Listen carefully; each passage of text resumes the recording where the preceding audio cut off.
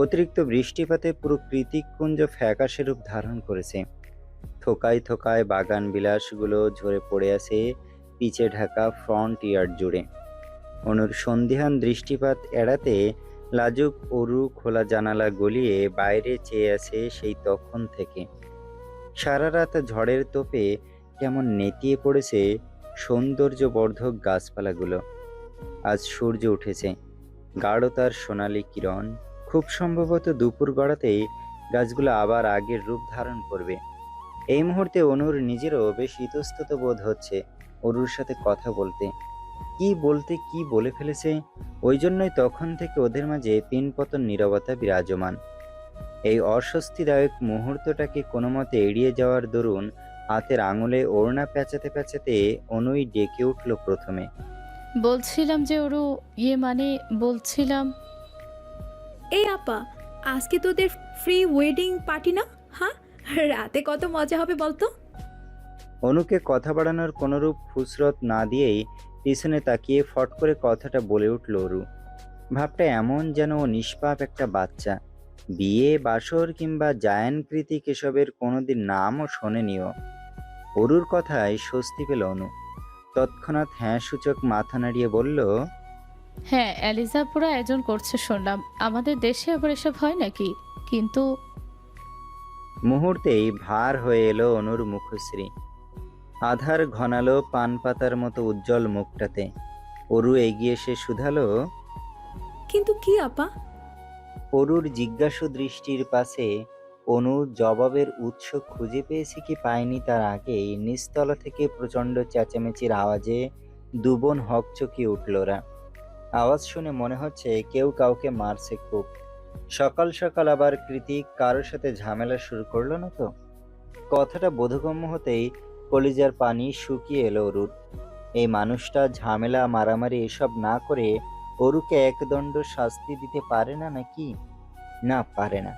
কারণ সে তো the great অসভ্য উগ্র বেপরোয়া ছন্ন ছাড়া জায়ান কৃতিক চৌধুরী, যার কাজই হলো সকাল সন্ধ্যা ঝামেলা পাকানো। অরুর নিষ্ফল ভাবনার ছেদ ঘটে আবারও নিচতলার তীব্র শোরগোলের আওয়াজে। ভ্রম ছুটে গেলে অরু আর এক মুহূর্ত অপেক্ষা করে না। ওড়না কোনো মতে গায়ে জড়িয়ে দ্রুত পায়ে রুম থেকে বেরিয়ে যেতে যেতে অনুকে বলে, আপা চল তো, আবার কি হলো দেখে আসি। অরুর কথায় ওপর নিচ মাথা নাড়িয়ে বড় বড় পা ফেলে দোতলা ছাড়ল অনু। ওরা দুবোন যখন প্রচণ্ড চিন্তায় উদ্বিগ্ন মস্তিষ্কে দ্রুত কদমে নিচে নেমে এলো, তখন অন্দরমহল পুরোপুরি নীরব। অরু অনু চারিদিকে চোখ বুলিয়ে ঘটনা বোঝার চেষ্টা চালাচ্ছে। হলরুমের মাঝ বরাবর পায়ের ওপর পা তুলে ডিভানে বসে আছে কৃতিক। ওর আশেপাশে সায়র, অর্ণব, এলিশা, ক্যাথলিন, মোকলেস চাচা সবাই আছে। আজমেরি শেখও অন্য একটা কাউসে বসে আছেন। সবার সামনে চরম অপরাধের ন্যায় মেঝেতে বসে বসে কাঁদছে রূপা। দেখে মনে হচ্ছে এতক্ষণের ঝড়টা ওর উপর দিয়েই বয়ে গিয়েছে। কারণ ওর দিকে তাকিয়ে এখনো রাগে ফোঁসফাঁস করছেন জাহানারা। তার আগুনের ফুলকির মতো চোখজোড়া দেখে মনে হচ্ছে পারলে আরো কয়েক ঘা বসিয়ে দেয় রূপাকে। কিন্তু কোনো এক অদৃশ্য শক্তি বলে তার হাত আটকে আছে। শক্তি বলটা কি তাহলে জায়ানকৃতিক? ভাবছে অরু। চারিদিক অবলোকন করে অরু হিস হিসিয়ে অনুকে শুধালো। আপা কি হয়েছে বলতো। অনু জবাব দেয়, কাল সন্ধ্যাবেলায় টিউশনে গিয়ে সারা রাতে ওর বাড়িতে ফেরেনি রূপা। রেজা ভাই গিয়েছিল ওকে আনতে, কিন্তু গিয়ে শোনে রূপা নাকি টিউশনিতেই যায়নি, কোনো এক ছেলের সাথে ভেগেছে। তাই সকাল সকাল মামি এসেছিল কৃতিক কুঞ্জে মাকে বলে কয়ে কিছু একটা উপায় বের করানোর জন্য। সেটা জানাতেই তো আমি তোর রুমে গেলাম তখন। আর এখন এসব। ওদের কথোপকথনের মাঝে অন্দরমহলে প্রবেশ করেন অরুর মামা। তিনি চারিদিকের থমথমে পরিবেশ পরিস্থিতি বুঝে উঠতে না পেরে তার স্ত্রী জাহানারার দিকে এগিয়ে গিয়ে উদ্বিগ্ন কণ্ঠে শুধালেন, কি হয়েছে? মেয়েটা এইভাবে মেঝেতে বসে কাঁদছে কেন? স্বামীর কথায় গর্জে উঠলেন জাহানারা। রুষ্ট গলায় বললেন, সেটা তোমার মেয়েকে জিজ্ঞেস করো। সারা রাত একটা ছেলের সাথে ফষ্টি নষ্টি করে মান সম্মান খুইয়ে এখন ঘরের চৌকাট মারিয়েছে। ওকে মেরে ফেলো রেজের বাবা, নইলে আমি মহল্লায় মুখ দেখাতে পারবো না। যে জাহানারা সবাইকে কথায় দাবিয়ে রাখে, মুখের জোরে সবাইকে উঠাই বসাই, আজ তার মেয়ে হয়ে ও কিনা এমন একটা নোংরা কাজ করে ফিরলো। ছি, এখন আমি ওকে দিয়ে করবোটা কি বলতে পারো? অরুর মামা কিছুটা শান্ত স্বরে বললেন। এইভাবে বলছো কেন? জাহানারা পুনরায় ঝাঁঝিয়ে উঠে বললেন, বলবো না তো কি করব? তোমার মেয়েকে গাড়ি করে কয়েকটা ছেলে মহল্লার মাঝখানে ফেলে রেখে গেছে, সবাই দেখেছে, কানা গোসে পুরো মহল্লা গরম। তোমার কি মনে হয় এই মেয়ের আর বিয়ে হবে কোনো দিন? মুখ পুরি সব খুইয়ে এখন আবার ফিরলি কেন? এই বলে জাহানারা আবারও রূপাকে মারতে উদ্যত হবেন। ঠিক তখনই জাহানারা বরাবর কথার তীর ছড়ে Kritik. Stop it. I hate noise. কৃতিকের গর্জনে থেমে গেলেন জাহানারা। জাহানারা থেমে যেতেই কৃতিক তির্যক কণ্ঠে পুনরায় বলল, ঠিকই বলেছেন আপনি। আপনার মেয়ের কোথাও বিয়ে হবে না। লোকজন আপনার সম্মুখে ছেছি বলে আওড়াবে। এর কারণ অবশ্য আপনি নিজেই। লোকজনের হারের খবর ঘেটে কাসুন্দি বানিয়েছেন এতদিন। এখন স্বয়ং আপনার মেয়ের পালা। তারাও তো এবার আপনাকে আত্মারাই করবে। এতে কোনো ভুল নেই। কৃতিকের কথায় জাহানারা জবাব খুঁজে পেল না। জবাব দেওয়ার মতো কি বা আছে? কথা তো সত্য। আজমেরী শেখ এখনো চুপচাপ। তিনি কৃতিকের পরবর্তী পদক্ষেপের অপেক্ষায়। আসলে চাইছেটা কি কৃতিক, সেটাই আপাতত ভাবছেন তিনি। অনু অরু এখনো চুপচাপ শুকনো মুখে ঘরের এক কোণে দাঁড়িয়ে আছে। কৃতিক স্পষ্ট চোখে এক নজর অরুর দিকে তাকালো, অতঃপর সবার সামনেই ওকে ডেকে বলল, বেবি, এক গ্লাস পানি নিয়ে আসো তো। সকালে ব্রেকফাস্ট করে পানিটাও খেতে পারেনি। অরু হ্যাঁ সূচক মাথা নাড়িয়ে কিচেনের দিকে এগিয়ে গেলে কৃতিকের কথায় মোখলেস চাচা হকচকিয়ে বলে ওঠেন, আমি নিয়ে আসছি বাবা। কৃতিক গম্ভীর গলায় বাত সেধে বলল, আমার বউ আছে তো এখানে, আপনি দাঁড়িয়ে থাকুন, আপনার সাথে জরুরি কথা আছে। মোখলেস চাচাকে হুকুম করে পরক্ষণে জাহানারার দিকে তাকিয়ে কৃতিক বলে, রূপাকে মোখলেস চাচার সাথে বিয়ে দিয়ে দিন। মোখলেস এখনো অবিবাহিত, বয়স খুব বেশি না, মাত্র ৪৫ বছর। কৃতিকের কথায় যেন বাজ পড়ল পুরো হলরুম জুড়ে। আজমেরী শেখ তৎক্ষণাৎ তেতে উঠে বললেন, কৃতিক, এবার একটু বেশি বাড়াবাড়ি হয়ে যাচ্ছে। অফিসেও তুমি আমার অমতে ইচ্ছে মতো রুলস দিয়ে যাচ্ছ, আর এখন বাড়িতেও। কৃতিক হাতের ইশারায় আজমেরী শেখকে থামিয়ে জিভ দিয়ে গাল ঠেলে বলল, আমার কথা এখনো শেষ হয়নি মাদার ইন ল। তাছাড়া ডিলটা আপনার আমার মাঝে হচ্ছে না, ডিল হচ্ছে আমার আর ওনার মাঝে। চোখ দিয়ে জাহানারাকে ইশারা করে কৃতিক। তাই আপাতত আপনার মতামত গ্রহণযোগ্য নয়। আজমেরী শেখ আর কথা না বাড়িয়ে দীর্ঘশ্বাস ছেড়ে চুপ হয়ে গেলে জাহানারা রেগেমেগে বলেন, তাই বলে বাড়ির কেয়ারটেকারের সাথে আপনি আমার মেয়ে? জাহানারা কথা শেষ করার আগেই কথা ছুড়ল কৃতিক। বলল, বিয়ে হয়ে গেলে আমার বনানীর ফ্ল্যাটটা আমি মোখলেস চাচা আর রূপার নামে উইল করে দেব। এছাড়া মোখলেস চাচাকে তার যোগ্যতা অনুযায়ী জেকে গ্রুপে কর্মসংস্থানের সুযোগ করে দেওয়া হবে। আফটার অল, আপনার আমার বইয়ের পরমাত্মীয়, এতটুকু দায়বদ্ধতা তো আমার আছে, রাইট? কৃতিকের ছুড়ে মারা মেঘ না চাইতে জলের মতন অফার শুনে জাহানারার চোখ বিস্ময়ে চিকচিক করে উঠল। বনানীতে নিজস্ব ফ্ল্যাট তো তার বাবা দাদা 14 গোষ্ঠীরও সাধ্যের বাইরে, সেখানে কৃতিক কিনা এমনি এমনি দিয়ে দেবে? জাহানারার চোখে মুখে লোভাতুর দৃশ্য ভেসে উঠেছে। ভেতরে ভেতরে টকবক করছে কামনার লাভডুড। জাহানারা তখন থেকে চুপ হয়ে আছেন। দেখে অরুর মামা এবার কৃতিকের কথায় নাকচ করে বলল, অসম্ভব। তাই বলে মেয়েকে এমন 40 অর্ধলোকের সাথে বিয়ে দেবো নাকি? অরুর মামার রাশভারী কথা তখনই থেমে গেল যখন পাশ থেকে জাহানারা তীক্ষ্ণ কণ্ঠে বলে উঠলেন, তুমি চুপ করো একদম। কে বিয়ে করবে তোমার এই অপয়া হতছাড়া নষ্ট মেয়েকে? যা হয় ভালোর জন্যই, উনি আমাদের ভালোর জন্যই কথা বলেছেন। চুপচাপ বিয়েতে মত দাও।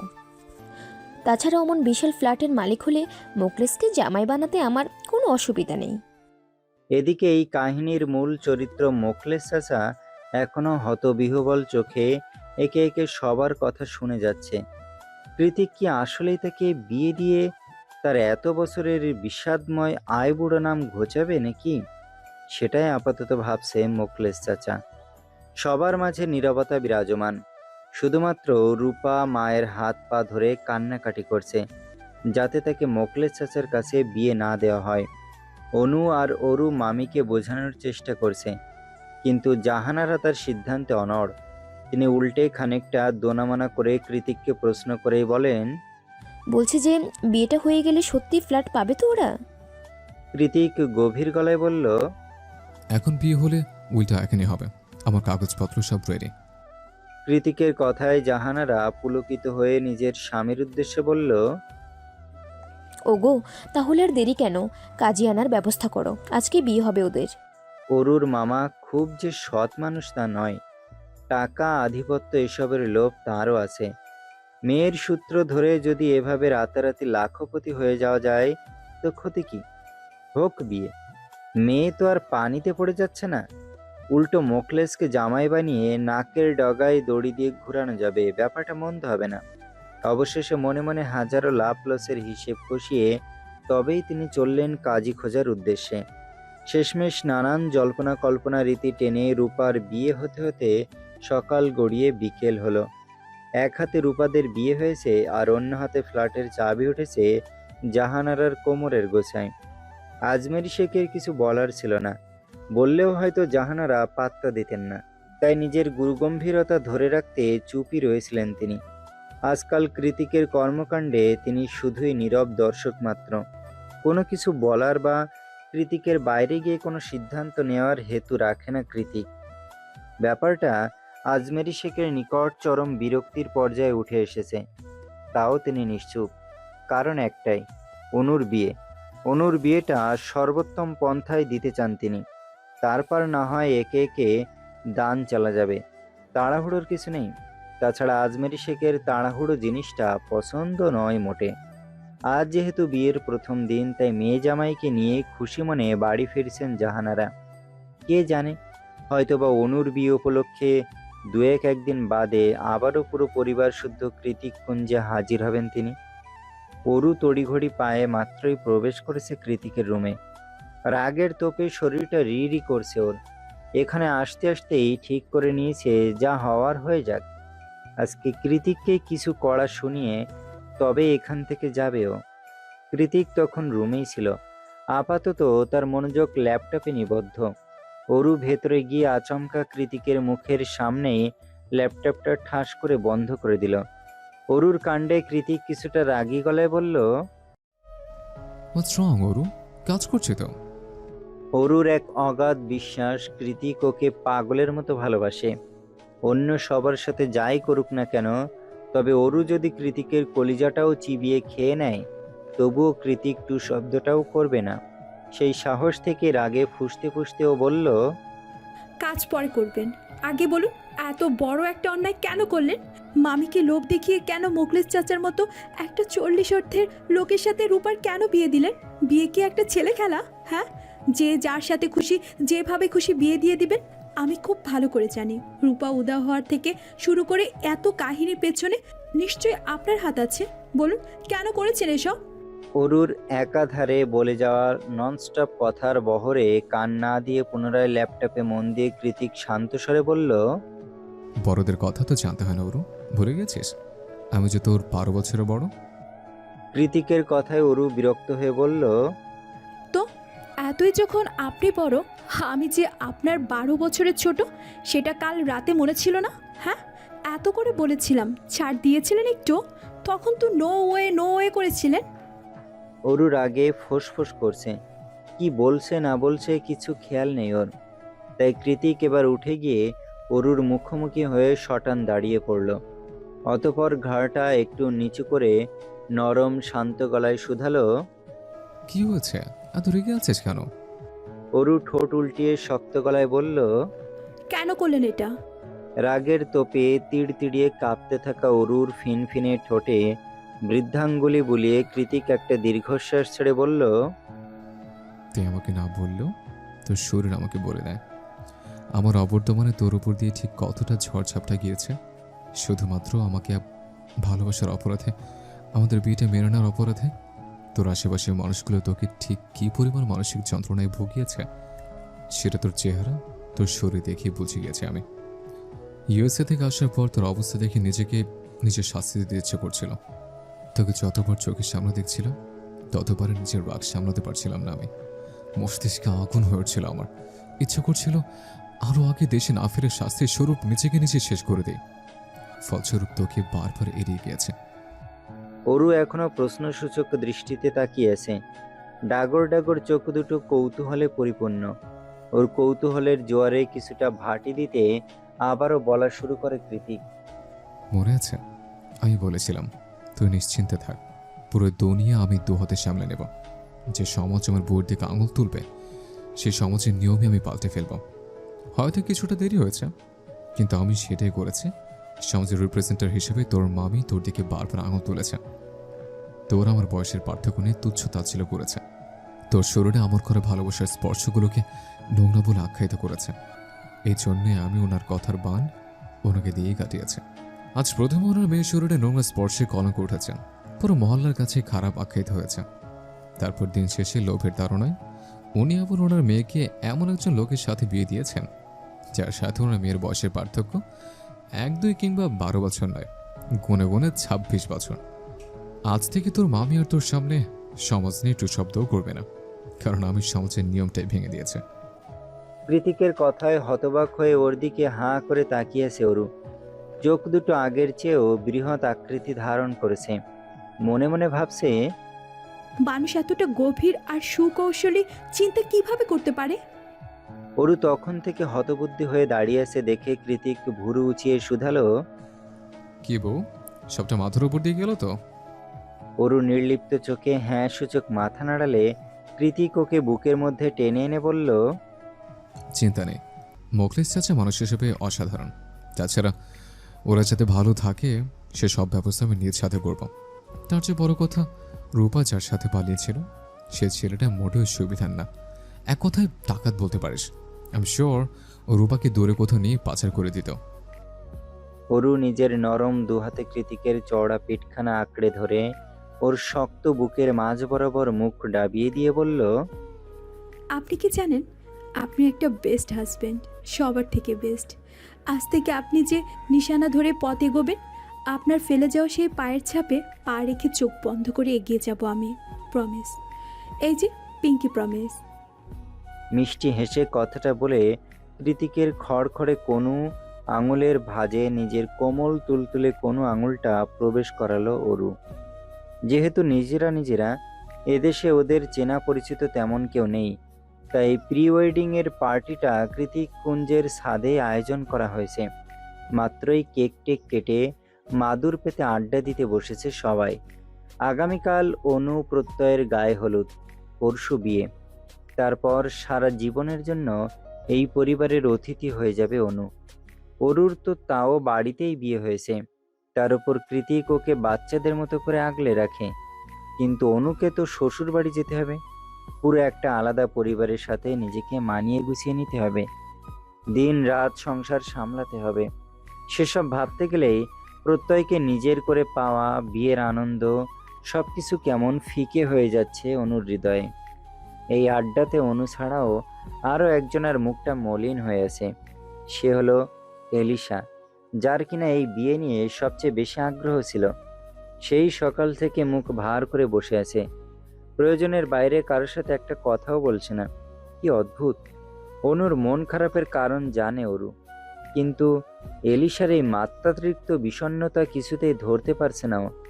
অরু যখন চোখ মুখ কালো করে এলিশার দিকে আর চোখে তাকিয়ে সব ভাবছিল, তখনই কনুই দিয়ে সামান্য খোঁচা মেরে ওকে ডেকে উঠল নীলিমা। শুধালো, কি ভাবছিস বলতো তখন থেকে? নীলিমার ডাকে ধ্যান ভাঙে অরুর। ও না সূচক মাথা নাড়িয়ে ছোট্ট করে জবাব দিল, কিছু না। অতপর পুনরায় মন দিল সবার সাথে আলাপচারিতায়। আপাতত সায়রই বকবক করে যাচ্ছে সবার মাঝে। অর্ণব গিটার নিয়ে বসেছে গান গাইবে বলে। অনু আর প্রত্যয় চোখে চোখে হাজারো কথা আদান প্রদান করছে। কৃতিক সবার সাথে আড্ডা দিতে বসেছে ঠিকই, তবে তার ধ্যান জ্ঞান সবকিছুই ম্যাকবুকে নিবদ্ধ। নতুন নতুন অফিস জয়েন করার পর থেকেই সারাক্ষণ ল্যাপটপ নিয়ে বসে থাকে ও। কি জানি কি করে। ক্যাথলিন এলিশার কাঁধে মাথা রেখে অর্ণবের করা গিটারের টুংটাং আওয়াজে মন দিয়েছে। নীলিমা অরুর পাশে বসেই সায়রের সাথে একের পর এক যুক্তিবিদ্যায় ব্যস্ত। একমাত্র অরুই চুপচাপ সবাইকে গভীর চোখে পরখ করছে। সায়র কি ভেবে যেন কথার এক পর্যায়ে হুট করে বলল, গাইজ চলো সবাই ট্রুথ অ্যান্ড ডেয়ার খেলা যাক। আশেপাশের উৎসুক জনতা সবাই একে একে হ্যাঁ সূচক মাথা নাড়ালেও কৃতিক কিবোর্ডে আঙুল চালাতে চালাতে গভীর গলায় বলল, আমাকে এসব ডেয়ার ফেয়ার দিলে খবর আছে তোর সায়র। কৃতিকের কথায় সায়র বিরক্ত কণ্ঠে বলল, এখানে আছিস মানে তোর খেলায় অংশগ্রহণ করতে হবে, নো কম্প্রোমাইজ। কথা শেষ করে একটা খালি হুইস্কির বোতল সবার মাঝে ঘোরালো সায়র। বোতল ঘোরাতেই সবার আগে ফেঁসে গেল বেচারি নীলিমা। সায়র নীলিমার দিকে তাকিয়ে কিঞ্চিত ভুরু উঁচিয়ে বলল, কি সাহসী আব্বাজানের সাহসী কন্যা, ট্রুথ না ডেয়ার? নীলিমা ঠোঁট বেঁকিয়ে বলল। ডিয়ার ফেয়ার পারবো না, ট্রুথ। সায়র নির্বিকার ভঙ্গিতে বলল। ঠিক আছে বলো তাহলে, বয়ফ্রেন্ড আছে? নীলিমা দাঁত কটমটিয়ে মনে মনে বলল, বদমাইশ বিদেশি বান্দর জানতাম, তুই ভুলভাল কোয়েশ্চেন করবি আমায়। কি ভয় পেয়ে গেলে নাকি রাগিনী? নীলিমা থমথমে গলায় উত্তর দিল। নানি। নীলিমার জবাব দেওয়ার সঙ্গে সঙ্গে তেতে উঠল সায়র। সবার সামনে ঝড়ের গতিতে নীলিমার দিকে ঝুঁকে গিয়ে চোখ মুখ খিচিয়ে বলল, বিএফ নেই তো আমাকে একটা চান্স দিতে পারতে। শুধু শুধু আব্বাজানকে দিয়ে তারা খাওয়ানোর মানেটা কি ছিল? তোমাদের মেয়েদের এত ভাব কেন বলো তো? সায়রের কাণ্ডে নীলিমা খানিকটা পিছিয়ে গিয়ে শুষ্ক ঢোক গিলল। ওদিকে সায়রের ভাবসাপ এমন যে আজকে নীলিমার সাথে একটা হেস্তনেস্ত করেই ছাড়বেও। কেন ওকে আসলা বাস নিয়ে তাড়া করা হলো সেই প্রতিবাদ স্বরূপ। কিন্তু ওকে মাঝপথে থামিয়ে দিয়ে অর্ণব বলল, থাম ভাই, খেলার মাঝখানে কি শুরু করলি? খেলাটা কন্টিনিউ কর, নয়তো চললাম, অনেক রাত হয়েছে, ঘুমাবো। সায়র নিজেকে সংবরণ করে ফোঁসফোঁস করতে করতে পুনরায় বোতল ঘোরালো। এবার গিয়ে বোতল থামলো কৃতিকের সামনে। কৃতিক সেদিকে তাকিয়ে দীর্ঘশ্বাস ছাড়তে অর্ণব বলল, কি নিবি, ট্রুথ নাকি ডিয়ার?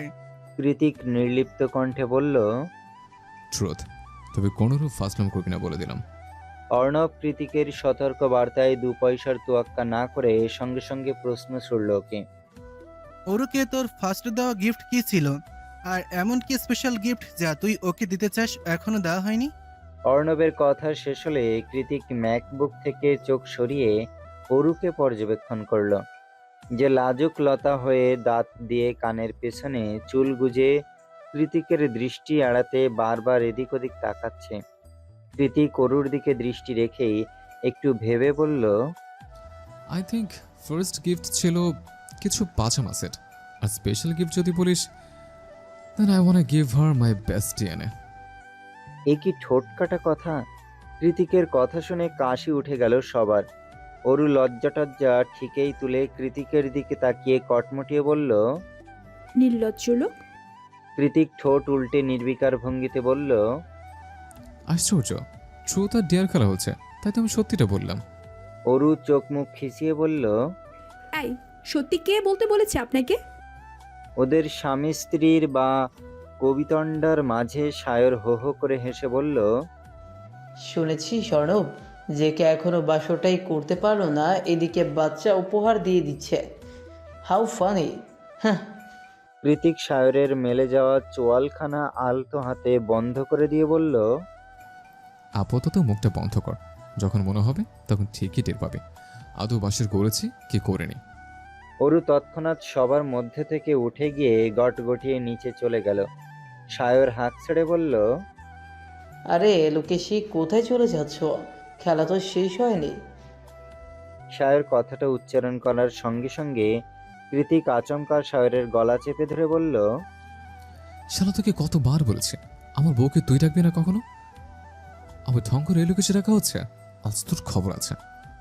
এই বলে কৃতিক সায়রের গলাটা গায়ের জোরে চেপে ধরে। সায়র কোনো মতে শ্বাস টেনে অস্পষ্ট আওয়াজে অর্ণবকে ডেকে বলে, এলিশা ওদের ঝামেলার মাঝখানে অকস্মাৎ চেঁচিয়ে উঠল। বেশ চড়া গলায় বলল, থামবি তোরা, অসহ্য লাগছে আমার। অর্ণব সায়রকে রেখে এলিশার দিকে এগিয়ে গিয়ে ওর মাথায় আলতো হাত ছুঁয়ে বলল, এলি, কি হয়েছে জান, মন খারাপ? এলিশা জবাব দিল না। এক ঝটকায় অর্ণবের হাতটা ঝাড়ি মেরে সরিয়ে বড় বড় পা ফেলে চলে গেল ছাদ থেকে। গোধূলি শেষে সন্ধ্যা তিমিরে মুড়িয়ে গিয়েছে চারিপাশ। আজ বোধহয় অমাবস্যা, তাই সন্ধ্যাক্ষণে রাতের মতো নিকোষ কালো আধার নেমেছে ধরণী জুড়ে। তবেই সেই আধারের এক চিলতে নিকোষ কালো অবশিষ্ট নেই কৃতিকপুঞ্জে। কি করেই বা থাকবে? পুরো বাড়িটা ফেরি লাইট আর ল্যান্টার্নের আলোয় ঝিকমিক করছে। সন্ধ্যা হতেই যেন পুরো মহল্লা জ্বলে উঠেছে কৃতিকপুঞ্জের চকচকে আলোয়। অদূর সদর ঘাট থেকেও সেই আলোর ছটা পাখির চোখে দেখা যাচ্ছে। মানুষ ঘুরে ঘুরে দেখছে আর ভাবছে কি হচ্ছে এখানে, এত আলোই বা কেন? আজমেরি শেখ কোনোরূপ ত্রুটি রাখতে চান না মেয়ের বিয়েতে, ওই জন্যই হয়তো এত আয়োজন। ধুমধামের কোনো শেষ নেই। সন্ধ্যার পরপরই গেট ছাড়িয়ে ভেতরে প্রবেশ করেছে নামি দামি বাড়ির বহর। এরা কেউ কেউ জেকে গ্রুপের ভিআইপি ক্লায়েন্ট, নয়তো জামশেদ জায়ানের রাজনৈতিক সূত্রে পূর্ব পরিচিতরা, যাদের আপাতত আজমেরি শেখ আর কৃতিক দুজন মিলেই আমন্ত্রণ জানাচ্ছে। যদিও বা দুজন কেউ কারো সঙ্গে কথা বলে না, কিন্তু এই মুহূর্তে ক্লায়েন্টদের সামনে সবকিছু স্বাভাবিকভাবেই সামলাচ্ছে তারা। ইটস কল্ড প্রফেশনাল রিলেশন, যেটা কৃতিক আর আজমেরি শেখ দুজনই বেশ ভালো মতো রপ্ত করতে পারে। প্রত্যয় অনু স্টেজে বসে আছে। ওদেরকে মেহমানরা টুকটাক উপহার সামগ্রী দিয়ে যাচ্ছে। এখনো গায়ে হলুদ পর্ব শুরু হয়নি। গেস্টরা সবাই সফট ড্রিঙ্কস পান করছে।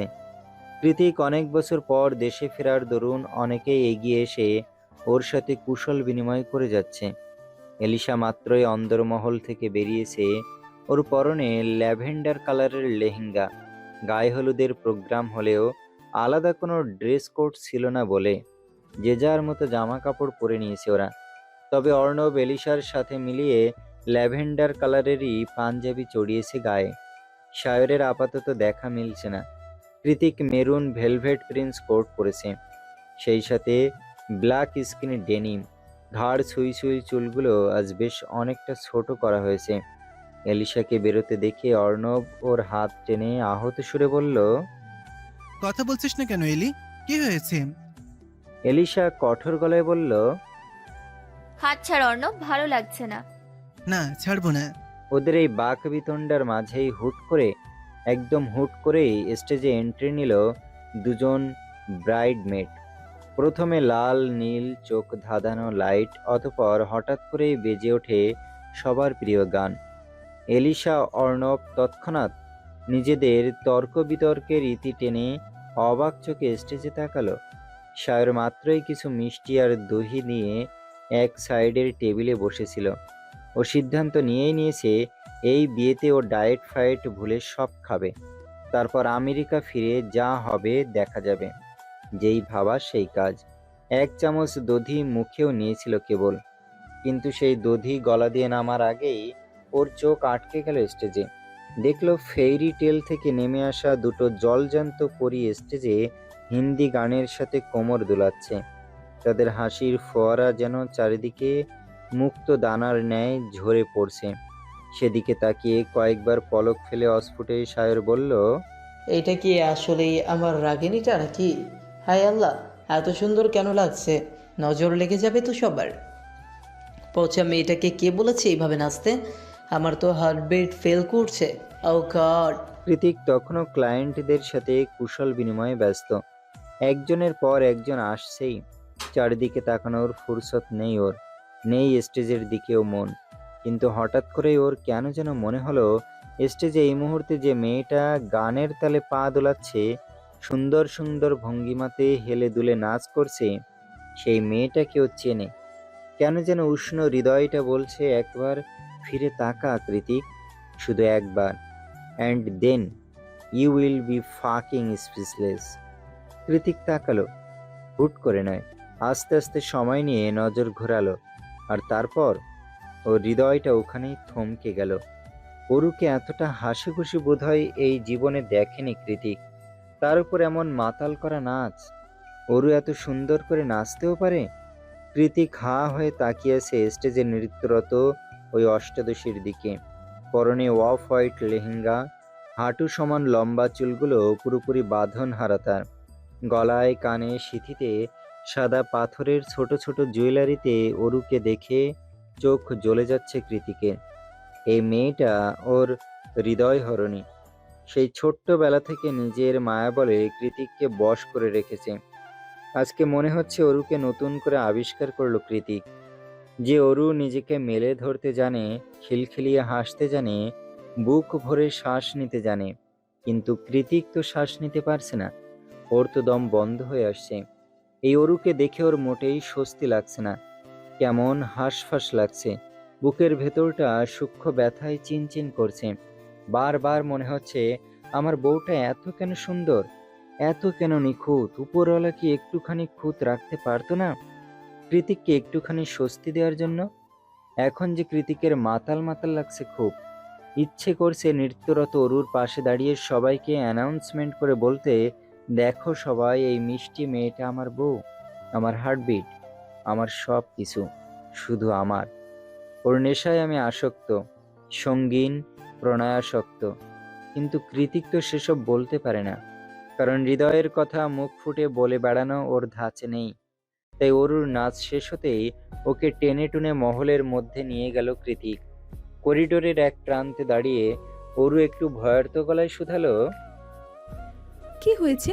এভাবে টানছেন কেন? কৃতিক অরুর দিকে এগিয়ে আসতে আসতে হাসকি টোনে বলল, কি করেছে সেটা? আমি তো ঠিক নেই Aru, I am not okay. Aru কৃতিকের কপালে হাত ছুঁয়ে উদ্বিগ্ন কণ্ঠে বলে ওঠে, কেন, কি হয়েছে? সেই দিন বৃষ্টিতে ভিজলেন বলে জ্বর আসেনি তো আবার দেখি?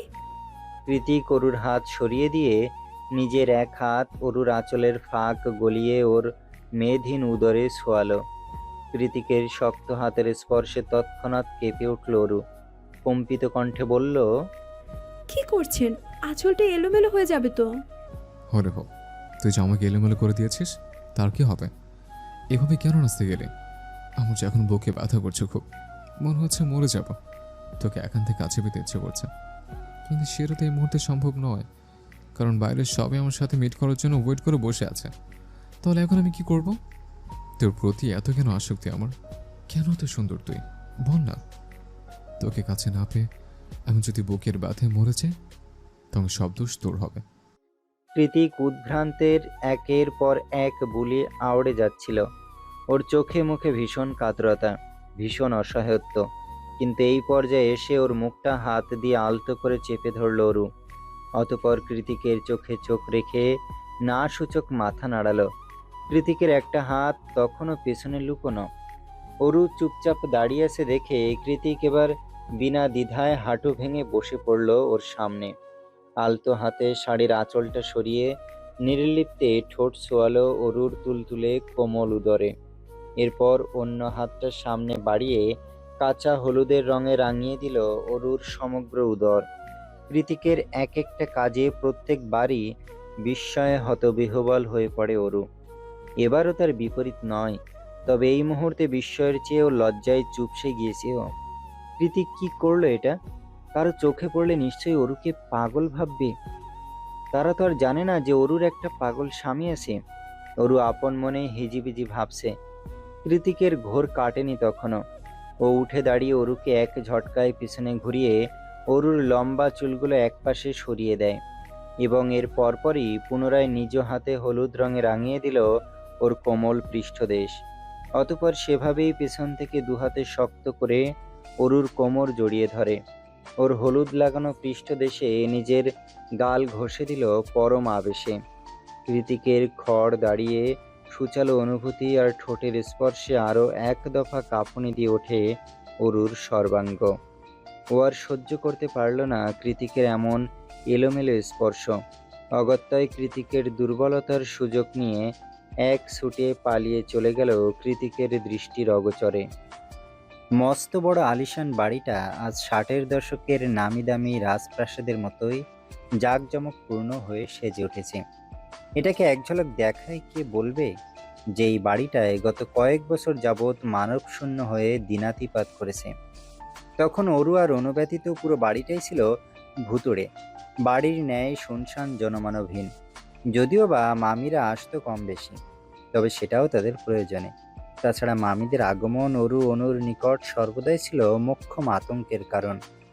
এক কথায় এরা আসার চেয়ে না আসাটাই ছিল বহুল কাম্য।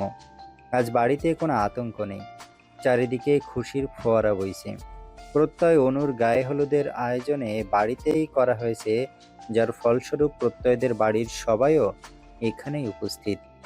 অমিতের আজ ব্যান্ডেজ খোলা হয়েছে, তাই আসতে পারেনি। কাল হয়তো অমিতও আসবে। স্টেজে মন মাতানো গানের তালে একে একে নাচ করছে নাচের দলের মেয়েরা।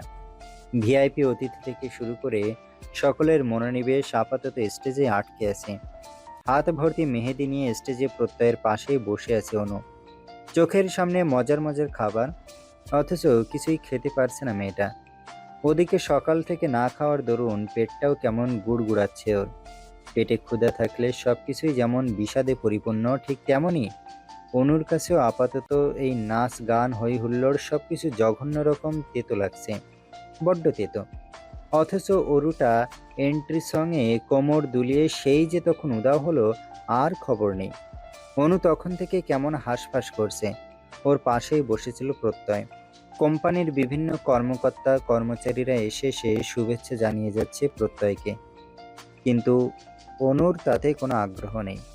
ব্যাপারটা বোধগম্য হতেই প্রত্যয় অনুর কানের কাছে মুখ নিয়ে সামান্য নিচু স্বরে প্রশ্ন করলো, কি হয়েছে তোমার? তখন থেকে খেয়াল করছি অন্যমনস্ক হয়ে আছো। অনু বরাবরই পরিস্থিতি সামলানো দায়িত্বশীলা বড় মেয়ে। নিজের বিয়েতে অতিথি সকলের খাওয়ার আগে নিজের খিদে পাওয়ার মতো লজ্জাজনক কথাটা কৌশলেই প্রত্যয়ের কাছ থেকে চেপে গেল। সামান্য হাসার চেষ্টা করে মুখ ফুটে অস্পষ্ট আওয়াজে বলল, কই কিছু হয়নি তো। কিন্তু প্রত্যয় তো এতটাও বোকা কিংবা দায়িত্বজ্ঞানহীন ছেলে নয়। অনুকে সে যথেষ্ট ভালোভাবে চেনে।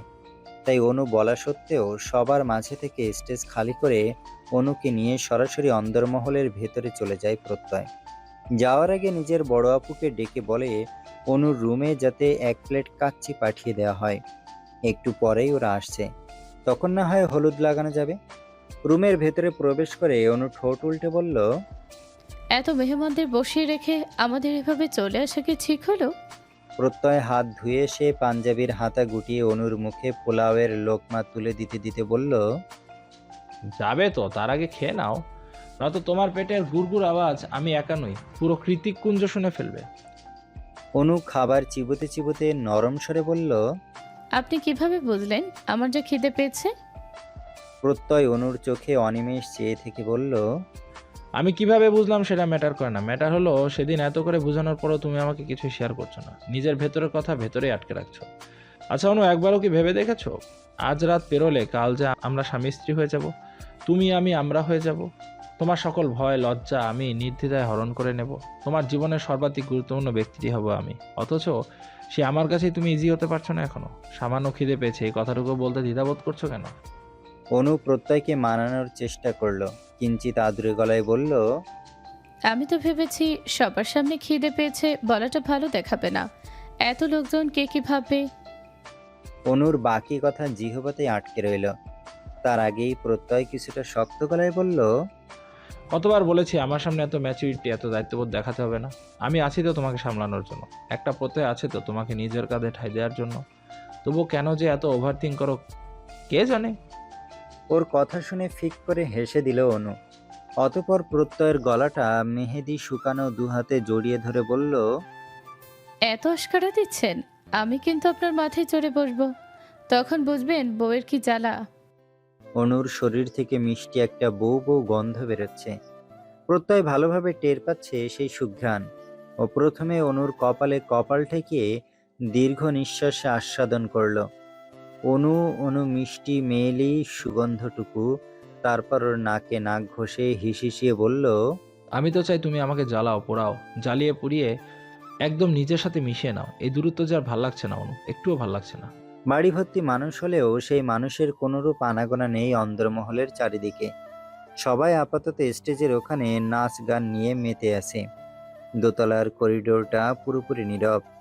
চারিদিক ল্যাভেন্ডার মোমের আলোয় চিকচিক করছে, সেই সাথে ওয়াইল্ড জেসমিনের সুবাস ভেসে বেড়াচ্ছে।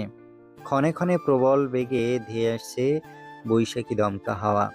হাওয়ার তালে দুলে উঠছে সৌন্দর্যবর্ধক লাল নীল হলুদ নেটের উপর কারুকার্য করা ফিনফিনে পর্দাগুলো। বাইরে থেকে ভেসে আসছে অস্পষ্ট গানের লাইন, নেশা নেশা একই নেশা চোখে, ভুলে থাকতে পারি না তোকে, অচেনা স্বপ্নগুলো তোকে ছুতে চায়। আর এদিকে একের পর এক নেটের পর্দার আড়ালে আলগোছে গা ঢাকা দিচ্ছে অরু।